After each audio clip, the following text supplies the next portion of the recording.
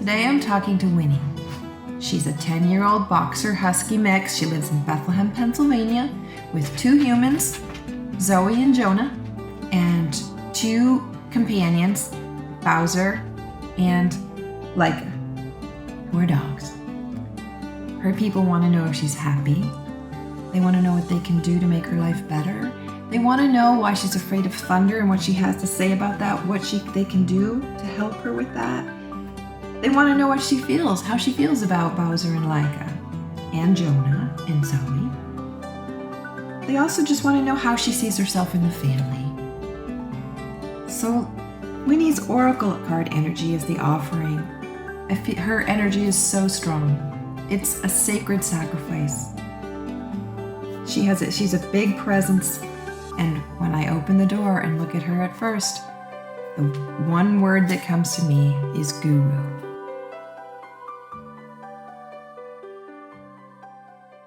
Hi Zoe, my name's Christine. Thanks very much for having me do this communication with Winnie.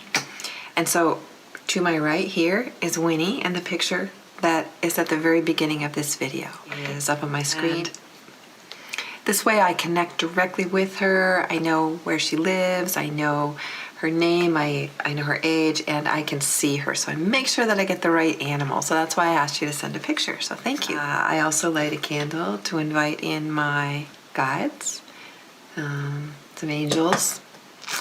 And then when I'm ready to work with Winnie, I also light a candle and invite in her higher self. We have higher selves. Animals have higher selves too. Who knew? I invite her in to come from both the physical perspective, but also the higher perspective, and to invite her to bring that perspective if she chooses. What do you think she did? What do you think Winnie did? Let me say, the word that comes to mind when I think of Winnie is guru. So she's amazing. So then I sit and I connect with Winnie. Winnie shows up as a very kind of like an energetic presence with eyes and fur. So she's far more, I felt her, I could see her, but I feel her energy and her presence. So she does a lot more intuitive talking to me than showing me pictures. Yeah. I also, I feel like I really focus in on her eyes, which are that husky bi-eyed thing. That's pretty cool. And so now we're here, and I say, hello, Winnie, and she's like, who are you? You know, you're in my space. Present yourself. I'm Christine, and I'm here to talk with you for Zoe if you will allow it. And she's like, for Zoe, I will allow it. Like, thank you, Winnie. I can already tell she's a very mature presence, a very, she comes across as intellectual, but it's more like a deep maturity that she has. So the other thing that I do now is I like Winnie. I use oracle cards also to help guide me with the energy. I already have a good sense of her energy is of a wise one, a guru, very mature, very higher sight. But I chose an oracle card from the Wild Unknown Archetypes guidebook, or Archetypes Oracle, for the archetypal energy around Winnie. All right, so what energy does Winnie embody? And I chose the offering. And the offering is sacrifice on almost a, on a sacred level. Sacrifice on a sacred level. So it's not sacrificing for no reason. So the energy that I feel that Winnie embodies with you is she's here for you no matter what. She's here, she knows her purpose. She knows what she's here to do. She's willing to be whatever she needs to be with you however you need her. So that is Winnie. sort of not sacrificing like, oh, I have to, give up what I love, but her willingness to be what you need when you need. Let's get into our talk. So then I have the candle lit and I have Winnie here, and I write down all your questions. So I'm like, Winnie, this is what all the questions are, and we don't answer them right away, but then she knows what's coming and she can speak to whatever she needs to. But I also then open by saying, you are beautiful, and your eyes are striking, Winnie. And she says, looks are superficial. Let's talk of deeper things. This is Winnie. Like, oh, there won't be a lot of joking today. I said, okay, you know Zoe's questions. And she says, yes, I will answer them fully. I said, thank you. First, though, I wonder if you would share something about yourself that you would like Zoe to know. I kind of want to get her, talking a little bit. She was like, I'll be happy to do that. I'm an honorable dog. Fair and just in all things, she says. And I see her now like striding back and forth in front of me as if, you have those teachers, in front of these, if you've been to college or if you've been in a big auditorium with a teacher down there, that'd be striding back and forth in front, not really looking at the classroom, but just speaking. And that's how I see Winnie going back and forth, like, let me instruct you. Okay. She says, I'm an honorable dog. Going back and forth, fair and just in all things. She says, justice is not always easy, I would like Zoe to understand that it does not mean to offer justice. I'm like, whoa, we got deep real fast. So I said, all right, can you be clearer for Zoe, Winnie? So I'm just telling you what she's saying to me. This will resonate with you however it needs to, but she's saying this to you because she wants you to know it, okay? She says, yes, of course. Clarity is also needed. I'll be clear. So I said, what does it mean to you, Winnie, to offer justice? And she says, let me give you an example. If Bowser grabs food from another's bowl, it is just to reprimand him in a way that he understands. It is also just to remove his privilege of eating with others so that all may have what is theirs. It is not mean, it is just. I'm like, Then she says, the same goes for human friends. It is just to remove from a person the privilege of your company if they are taking more than their share of your time and attention. It is not mean, it is just. Understand? She says. Like, I do understand. And I expect that you feel Zoe needs this message of support right now. And Winnie says she does, and this is my job to support her in all things. Okay. I said, I think, Winnie, I think she must understand that on some level, too, that you're here to support her in all things. And Winnie says she does. Okay. So I realized that I'm speaking to a guru. I have a tendency to joke around, so she accepts it, but she's like, this is serious. So we're being serious. I said, okay, Winnie, to the questions. And she's like, and I said, are you happy? So we'd like to know if you're happy. And Winnie says, happiness is a one-dimensional word. I am more than happy. I am engaged in all parts of my life and deeply pleased with all of it. The good, the sad, the mad, and the glad.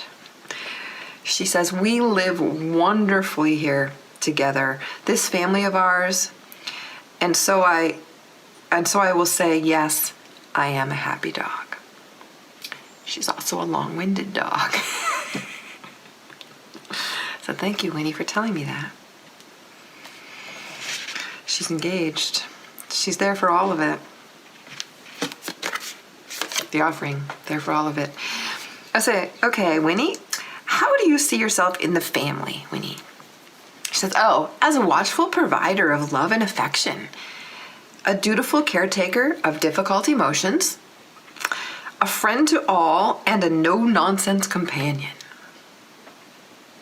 I see others as they are and accept the good and the bad as essential parts of each of us. This is how I show up for my family, she says. And thank you, Winnie. I said Zoe wonders also if you understand her when she talks to you. What do you think she says? She says, I want Zoe to know that I not only understand her words to me, but her words to others as well. To be clearer, I understand her thoughts and intentions, her needs and emotions. It is how I try to be where she needs me to be, when she needs me, and how she needs me. Zoe doesn't always understand my actions, but I always have a reason, she says. And I'm like, Winnie, could you give me an example of a time Zoe didn't understand your actions that might help her to understand? She says, yes, of course. The car ride with the windows down. I barked and barked at the street man. She apologized, meaning you, but he was too close and his smell was foul. His soul smell was foul. There was something about him. It's really not good. And I see sort of you at part, you go through intersections, you have people standing at the corner or something like that, or driving down the road and you're pulled to a curb, and then I see two different scenes there, but something about a man who is just like coming to approach you that you didn't know in the car, and she says he was not to be trusted. I said, thank you, Winnie. So I feel like she doesn't usually do this barking thing out the window, and she did this time, and that's why his soul smell was foul. So she always has a reason. I said, is there anything Zoe can do to make your life better, Winnie? She's like, take me everywhere with her, wink.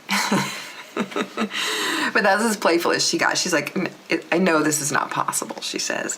And in all seriousness, I require little more than her love and affection, which she gives freely to me and the others. Winnie says, she is a loving soul with a joyful heart. She is deeply, they're talking about you. Zoe's a loving soul with a joyful heart. Zoe is deeply loved by all in this home, and we are blessed to be with her. I didn't let her get away with not giving you an answer, so I asked her later, but that I just had to say, I thank you, Winnie, for sharing that. I think Zoe is blessed to have you, and you're possibly, I told her, the wisest dog I've ever encountered. She says, why, thank you, Christine, but we are all wise in our own way. Remember that. Back to her guru ways. I said, thank you, I will. I said, Winnie, how do you feel about Bowser? She says, a lovely companion, although a bit crude. I'm like, oh, how so? And she says, farty and loudmouthed. She's smiling at this, though. She's not complaining. It is truly part of his charm. He keeps everyone laughing, which is his job, and we love him for it. Okay, that sounds like a fun dog to me. And Laika, a sweet soul friend, she calls Laika. She is my confidant, and I appreciate her deep wisdom. She loves me, and I love her. We are friends.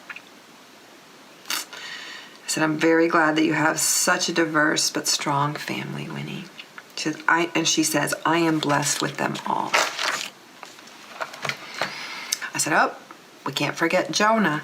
How do you feel about Jonah, Winnie? And she says, he's a gentle man, sweet and loving toward me and Zoe. He means to care for all of us. But we also care for him, as he is asensitive. She calls him asensitive. She said, then do not mistake me. He is not weak, which I appreciate. Simply sensitive, which I also appreciate. So she recognizes some deep wisdom in Jonah as well. So that makes me happy. And then on to the thunderstorms and fireworks. This is a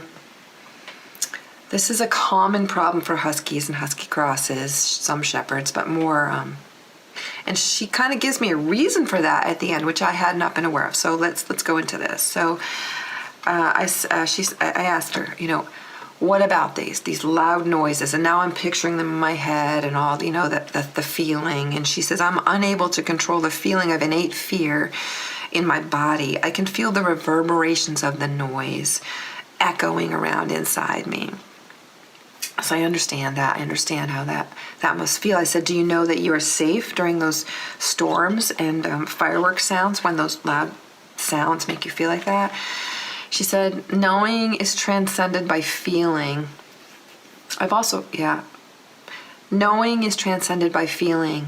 I just wanted to insert here, we think that we're thinking beings, but we really are mostly emotional beings, and the feeling, and animals are even more so. So that makes some sense. She says, I can know I am safe, but the feeling is uncontrollable. I said, is there anything that might make you feel better or safer during these times, Winnie? And I see her in a dark room, maybe in a crate with a blanket over it, but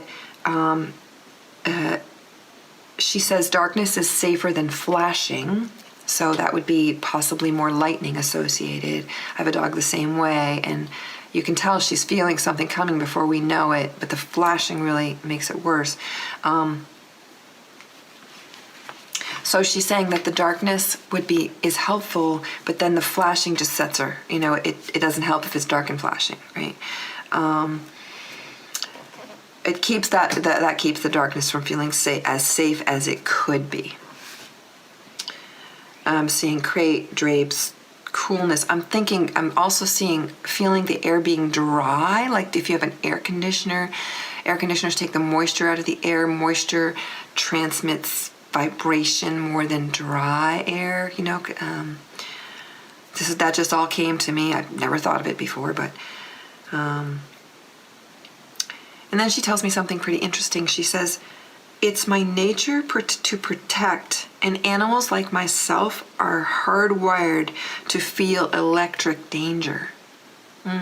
Like animals who know that storms are coming and move, They're the ones that give the signal to everyone else, let's move, And so this sort of explains to me why huskies and husky crosses, in my opinion, from my experience, seem to have more of this trouble than others.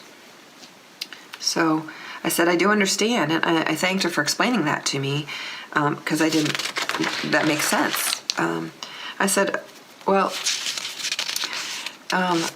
so as I tried to speak with her about it, she does not know what will make it better. This is just a hardwired feeling. It's a hardwired, instinctual fear, you gotta run, you gotta move, you gotta go somewhere else. So it's a matter of just keeping her as physically safe as you can during these times, and not thinking that, I'll just say this, that's how I feel with my two dogs, not thinking that I have to fix this fear because it's not here. It's here, right? And and how we are when we are just overly emotional, you can't think your way out of that, right? You've got to let that calm. Let the danger or the perceived danger pass. Let it calm. You and I know there's no danger. And after the fact, she knows there's no danger. But so that is just something that we need to do as people, as humans, to help our animals that are fearful like this to stay physically safe until they can reclaim their knowing. Okay. Hope that's helpful. That's a hard one. So then I said, I thought I'd make it lighter. Winnie, what is your favorite thing to do more than anything? I was surprised by this. She said, dig holes. I'm like, really? She's like, yes. Why are you surprised? She likes the dirt under her paws and her feeling of her paws. And she says the promise of finding a treasure, like a toy or something to chew on or to eat, and a mouse perhaps, she says, or a squirrel, is indescribably joyful. She's still a dog, yeah, even if she speaks like a guru. She says, I could spend hours just investigating the ground. Well, that sounds like fun. She said, I also enjoy balls. The ones I can chew on too, not just play with. I'm a dog, you know. Like, I know. Thanks for reminding me though, because I was starting to think you were like Gandhi. I said, you should, I said, you have shared some wonderful thoughts with me, Winnie.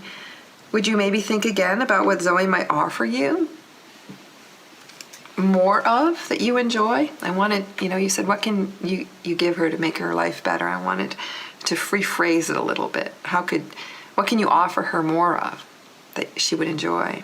And it's strange. First I see this white blanket and I see her sort of rubbing her head on it, but then it turns into a white towel and you're like scrubbing her head and then all down her back and her body. And I'm like, well, do you like, and she's not talking now, she's showing me. And it's just that feeling of being, oh yeah, down her back and, upper tail, and it's kind of like, I don't get the feeling that she's super psyched about baths, but I think the after part, where you get all that sensation on your body to dry off, is something she likes. And then she says scratches all over. So she really, really enjoys the sensation of the body, touching. Which, gosh, that's interesting, with the sensitivity to energetic vibration of thunder and noise and the sound waves, and that I guess that makes sense, doesn't it? I said, thanks, Winnie. That's great that you show me that. And she's just like all into the scratches and stuff. And I said, is there anything else that you would like to share before we wrap up our talk? And I hear in my head, good news is coming for Zoe. And I was like, well, it was more of a psychic clairvoyant thing. And she's like, just tell her good news is coming. It's coming soon. And I said, well, how do you know? And she's like, the same way that you do. I'm like, okay, fair enough. I will tell her. And she says, thank you.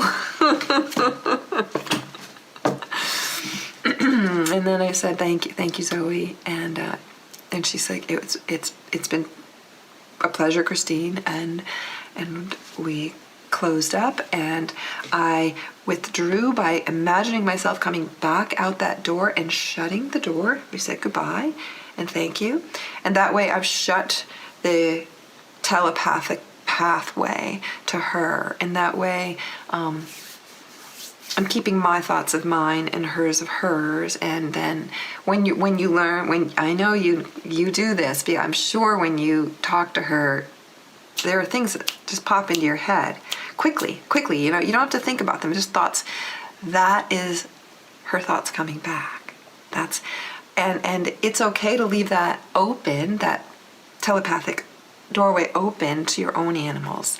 But for me, I want to shut it, and then I don't constantly have these thoughts that I don't know where they're coming from or who they're coming from, right? So that's what I do. But that's it. That's you ask about, does she understand and hear you? Obviously she does. And she will talk back to you if you ask her and, say, just give me a feeling or give me a thought that lets me know something you want me to know, or lets me know something about this. And first thing that comes to your head, first thing that comes to mind, okay? That's how you do it. And then it's just a matter of learning to trust it and having a quiet mind, so that you can actually process and know that it's not all the gibberish in the back of our heads that is going on all the time. So it's still there. So she's still going to come into your head. So anyway, oh my gosh. She's a pretty spectacular dog. She's totally here for you. She's definitely one of those higher level, being her personality of like that guru teacher personality. I'll be interested to hear your feedback about her personality. So I love that. So then to wrap it up, I asked Spirit for an oracle card from Archangel Metatron Self-Mastery Oracle deck by Amanda Ellis. I'll put these notes in the email. For the energy around, for the advice for you going forward with your life with Winnie. Pink, self-nurture. This doesn't surprise me. She wants you to feel comfortable offering justice. So when I first heard her say that, I was like, is it accepting justice or offering justice? Because sometimes when we think about justice, we think about ourselves, right? We think, well, am I just? Do I deserve this? Is this just? But no, the word was offer justice, which means taking some power for yourself and saying, this is not right for me, or this is right for me. And then we land on self-love, right? That's where we land. And so, offering justice, the offering of justice will bring self-love and more love for yourself, which is more peace in your heart. Wow. That's crazy cool. So that's what Winnie's here for you for. She's here for all of it. She loves you dearly. And she wants you to be as powerful and loving to yourself and others. You're already loving to others. She already said that. You have a loving and joyful heart. So, thank you so much for letting me do this for you and for Winnie. She's lovely. And I'm really, really, I'm just, when I get to speak with animals like her, it blesses me. So thank you. And I hope this helps you feed your soul a little bit and brings you a little bit closer to Winnie, which I feel like you're already like right there. All right, love and light.